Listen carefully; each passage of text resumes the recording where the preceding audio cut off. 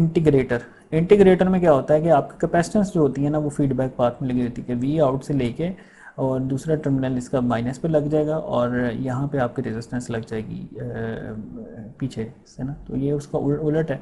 तो अब इस केस में क्या होगा, जो आपको आउटपुट वोल्टेज मिलेगा वो होगा minus integration of 0 to T V in over R C D T plus V initial. ठीक है, वी इनिशियल क्यों आता है, ये इंटीग्रेशन में हमेशा आता होता है। इंटीग्रेशन जब भी आप करते हैं उसमें कांस्टेंट आप ऐड करते हैं, जब जब आप वन की इंटीग्रेशन करते हैं तो उसकी कांस्टेंट होती है एक्स होती है, वन की इंटीग्रेशन एक्स होती है और साथ में कांस्टेंट ऐड होता है, तो ये वो वाला कांस्टेंट है। कांस्टेंट का मतलब क्या है कि initial value of the voltage at the capacitor, के कैपेसिटर पे कितना वोल्टेज था, इनिशियल वैल्यू क्या थी कैपेसिटर की। अगर इंडक्टर हो तो फिर उसमें आता है कि इंडक्टर में इनिशियल करंट क्या था, तो इंडक्टर में करंट होता है, कैपेसिटर पे वोल्टेज होता है। तो V out is equal to minus integration from 0 to T V in over R C into D T. R C constant है, ये बाहर आ जाएगा तो क्या रह जाएगा, integration of V in D T. ठीक है, तो ये इंटीग्रेटर है, यानी कैपेसिटर आपने लगा दिया। अब इसकी वेव फॉर्म्स देखते हैं। अब ये कांस्टेंट वेव फॉर्म है, तो इसमें देख अगेन माइनस आ रहा है क्योंकि ये इन्वर्टिंग आप कन्फिग्रेशन में यूज़ कर रहे हैं इसको। ठीक है, अच्छा अब इसमें देखें कि जब कांस्टेंट की इंटीग्रेशन क्या होती है लाइन, तो इसमें ये नेगेटिव लाइन है, फिर नेगेटिव है तो नेगेटिव नेगेटिव से पॉजिटिव हो जाएगी, तो ये ऊपर से ट्रायंगुलर वेव आपकी आ जाएगी आउटपुट पे, क्योंकि कांस्टेंट की इंटीग्रेशन क्या होती है ट्रायंगुलर, मतलब एक लीनियर आप कह सकते हैं, लीनियर होती है। अच्छा उसके बाद अगर आपकी इनपुट है लीनियर तो ये आपकी इंटीग्रेशन क्या होगी, पैराबोलिक। तो ये एक्स की इंटीग्रेशन एक्स स्क्वायर बाई 2 होती है ना, तो ये पैराबोलिक फॉर्म में आपकी आ जाएगी। और ये नेगेटिव क्यों है, वो नेगेटिव जो इन्वर्टिंग की वजह से आ रहा है। फिर थर्ड में आ जाएं आप, थर्ड में आपकी ये साइनोसाइडल है, तो साइन की इंटीग्रेशन क्या होती है कॉज, और कॉज इसमें क्या आ जाएगा माइनस के साथ आ जाएगा। ठीक है, तो यहाँ पे ये पीछे चला गया, यहाँ से कॉज आपका शुरू हो रहा है।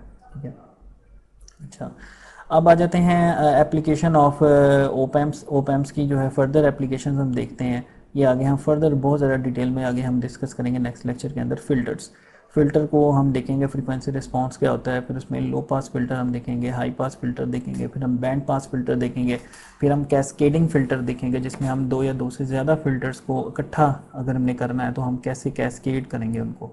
ठीक है, कैस्केड मींस कि एक के बाद दूसरा कनेक्ट करना, यानी पहले की आउटपुट दूसरे की इनपुट बन जाए, इसको कहते हैं कैस्केडिंग इफेक्ट। वाटरफॉल इफेक्ट भी कहते हैं इसको, आबशार की तरह ना, वाटरफॉल इफेक्ट या कैस्केडिंग इफेक्ट। अच्छा अब इसमें देखिए R2C और ये R1 है। अब इसका जो लो पास फिल्टर है, ये लो पास फिल्टर जो है उसका एक लो पास फिल्टर जो है वो दिखाया हुआ है कि ये लो पास फिल्टर इस तरह से बनेगा और ये उसका ट्रांसफ़र फंक्शन दिखाया हुआ है।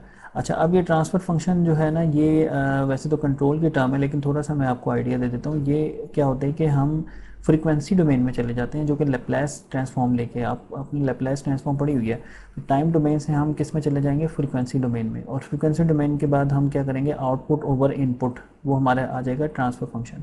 तो एक लो पास फिल्टर का ये ट्रांसफ़र फंक्शन बन जाएगा R2 omega C over SR1 plus R1 omega C. ठीक है, तो ये उसका ट्रांसफ़र फंक्शन होगा, ये हम डिटेल में बाद में देखेंगे फर्दर, ये अभी सिर्फ आप इसका आइडिया ले लें। और इसकी कट ऑफ फ्रीक्वेंसी होती है, कट ऑफ फ्रीक्वेंसी कहते हैं -3 dB फ्रीक्वेंसी, यानी ऐसी फ्रीक्वेंसी जिसपे फ़िल्टर की जो आउटपुट है वो जो है वो पावर उसकी 50% रह जाए, ठीक है, या वोल्टेज उसका 70% जो है वो रह जाए। ये आगे हम देखेंगे कि ये डीबीज़ में हम कैसे इसको निकालते हैं। -3 dB उसको जो है वो कट ऑफ फ्रीक्वेंसी